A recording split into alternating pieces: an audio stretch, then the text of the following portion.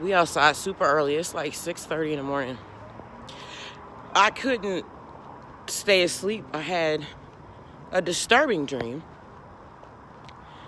And I woke up just feeling so bad about getting into an argument with my son. Because I just be so over him because we're both bipolar and he triggers me so bad and I trigger him. Good morning. And we get into it and we bump heads.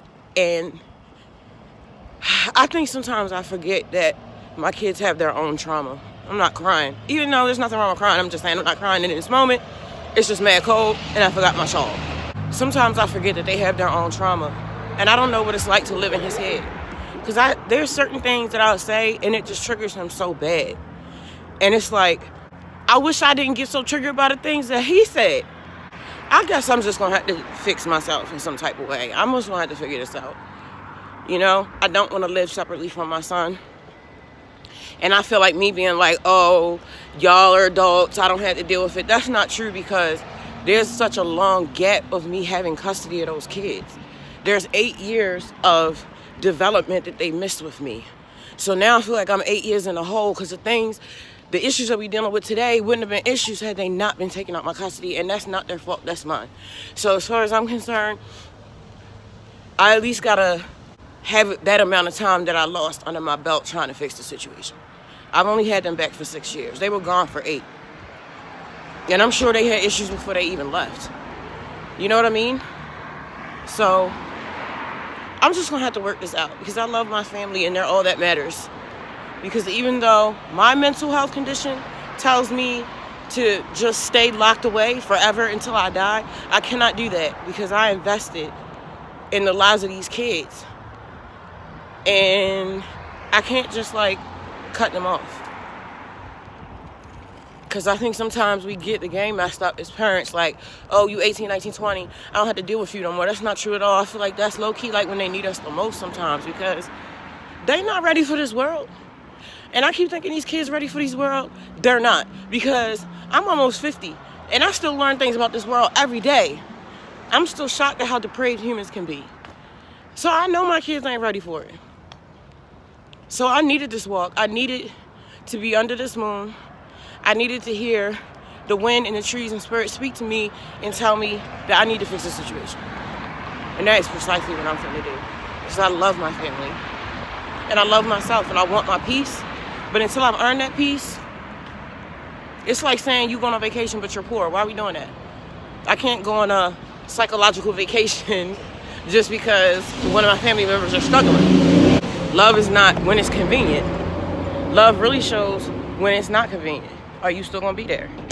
And I keep being like, oh, when your little sister turn 18, I'm gonna move out. And I was half joking, half serious, mostly joking. But then I realized you can't joke about shit like that with kids who probably have attachment issues or abandonment issues. Like, why would you say that? Like, it's not even funny. Even if you were serious, I was serious when I said it low-key. I was joking, but because I needed them to understand how serious I am about my peace. Like, he just like to argue, and who is arguing with something I made when I don't even care about what we're talking about? I'm just not gonna let you talk to me any type of way. But then it's like my other kid, he's neurodivergent. So whenever he I be like, girl, you can't yell at no autistic child. You know what I'm saying? So maybe in my mind, I just need to keep it in the forefront of my mind. Like, yo, this don't be him. This be his mental health condition sometimes. You need to start treating him like he has what he has.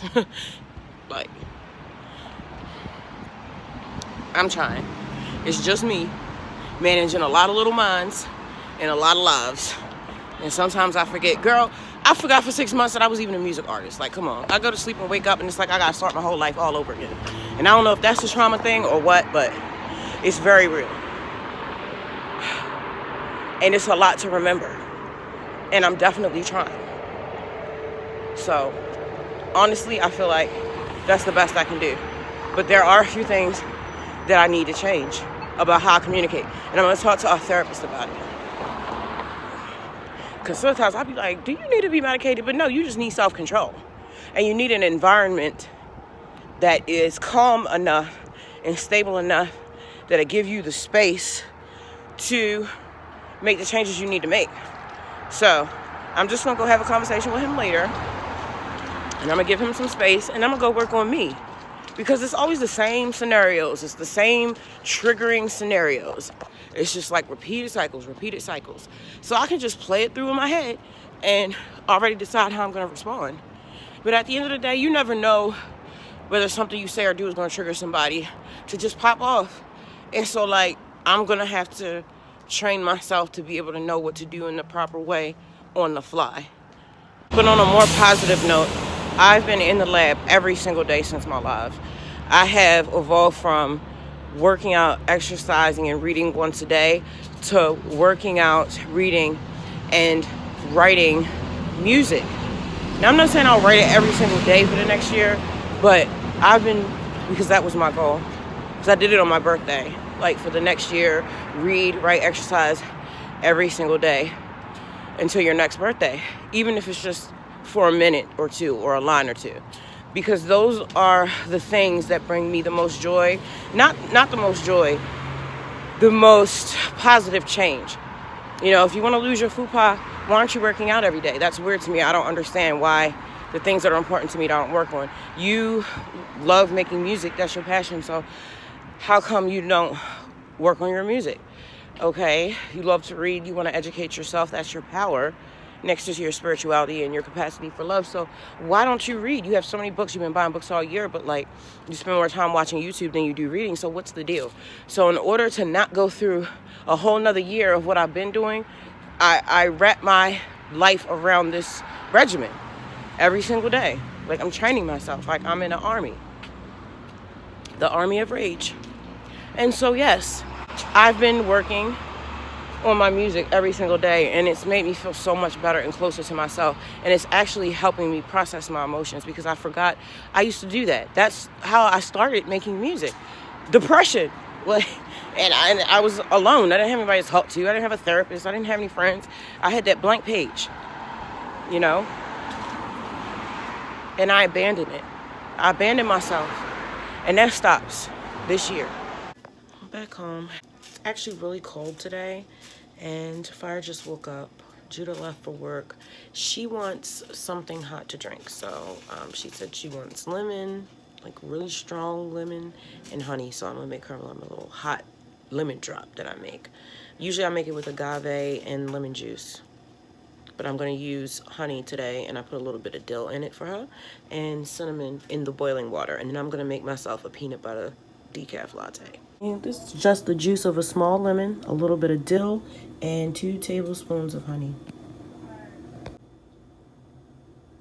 I find when you're working with honey, especially when it's cold, you gotta have a special stirring technique to kind of bring it up and back down again, because that honey will just stay at the bottom. So I'm about to mix this for almost a whole minute. Now it's my turn. This is my natural peanut butter, some agave, some cocoa, and some decaf coffee. I'm gonna mix this up and make like a brownie batter. And then I've got my almond milk with cinnamon.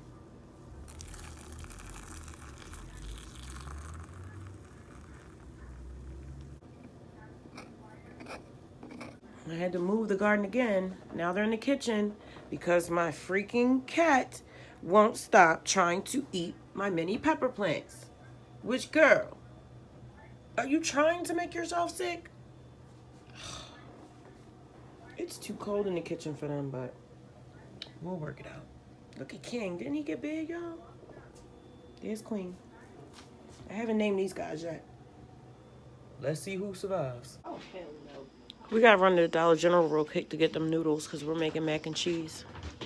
I'll be right back. All right, I'll let you. Love you too. Yes, ma'am. It is snowing.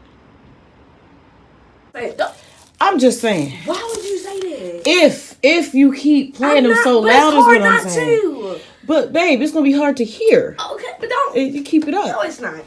Okay. And I'm not That's like my mama used to tell kids, if I keep trying to breathe in the dark, my eyes won't be straight. Keep on. Okay. I got my little coupon. So tomorrow we're gonna go and get the stuff we need for the house. Coupon every Saturday. Spend 25, get 5 off. So these are the noodles Fire wanted. And they had them. There you go. Then regular Mac noodles. We only spent $3.40. I've never spent the smallest amount of money in my life, so. And then bananas, because these kids have been making ice cream out of bananas. Whatever. Well, I guess we won't be cooking right now. She kicked us out the kitchen so she can do her dance recital. So we gotta wait. But we got coffee. Makes it a whole lot easier. Not going to on me, fuck that. Put the Foster's can next to that hill, go on. These toilets are closing, and I'm breaking my heart because I'm leaving here. Luckily, someone brought me a bottle of vodka. That'd be fucking gone. Silly cow I am.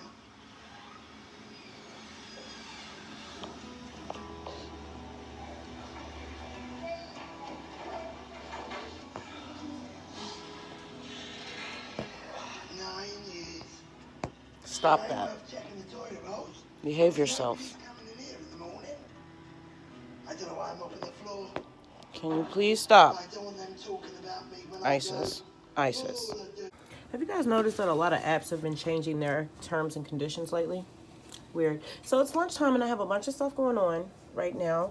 We're doing roasted cabbage. So I've got 1 Roma tomato, a little piece of garlic, and some chopped cabbage. I've got my Fury seasoning, and I've got some oil. I'm using grapeseed oil today. And so I'm going to roast that at 450 for 20 minutes. It's snowing outside. That's so cute. And, oh, I need to put some oregano in there for some of my aromatics. We're making vegan mac and cheese. I was going to use the regular elbow macaroni, but Fire wanted these little spiral joints. This is $1.75 at Dollar General. And I can only have noodles that don't have eggs in them. So I always get the wheat durum. Yep. I'm boiling my water so that I can put my noodles in there. And I'm doing the double boiling method so that I can melt my butter substitute. This is my coconut oil. This is my Dutch oven. Oh no, this is Judah's Dutch oven. Mine is red. It doesn't matter. This is what I'm going to make my roux in. I just want to show you the food safe containers that we keep our flour in. This is Judah's all-purpose flour. This is my whole wheat flour. My favorite flour to use is white whole wheat flour. And I have a little scooper. And then I've got my mason jar. And I'll fill this up. And I use this through the week. I buy my stuff in bulk. Alright. I like to start with some garlic. Not too low on it and not too high. I'm doing this just for flavor. And then to add my fat, which is coconut oil today. Maybe take a second to just appreciate how beautiful this is. It smells so good. Perfectly toasted or roasted garlic is next level. Alright, let's add our oil. I'll warm this up because this is only on like a medium low. Equal parts fat and flour. So I've got a cup of oil and a cup of flour. Today I'm doing parsley, ground mustard, salt, and turmeric, and pepper, and chipotle powder.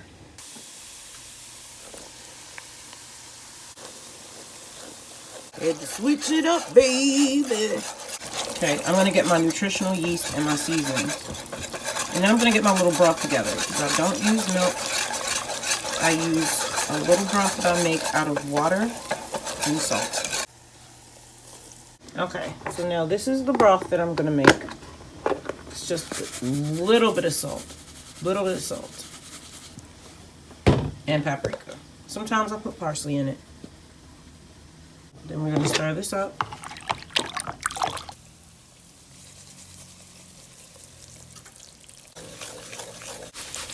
And spare it size, add a little onion powder.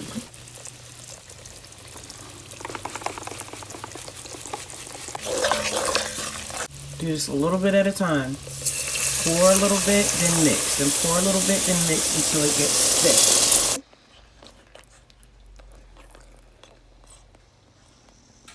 See? Now we have our cheese sauce. So you can put this on low or turn it off. Make it thinner if you want. I might add the tiniest bit more of our broth, but I doubt it. Now we're just waiting for the noodles. I gotta wrap up my donut dough that I made the other day. I might fry up some little donut holes for snack tonight.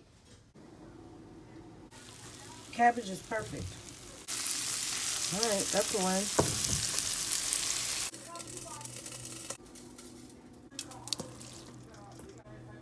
And that's what we have, folks.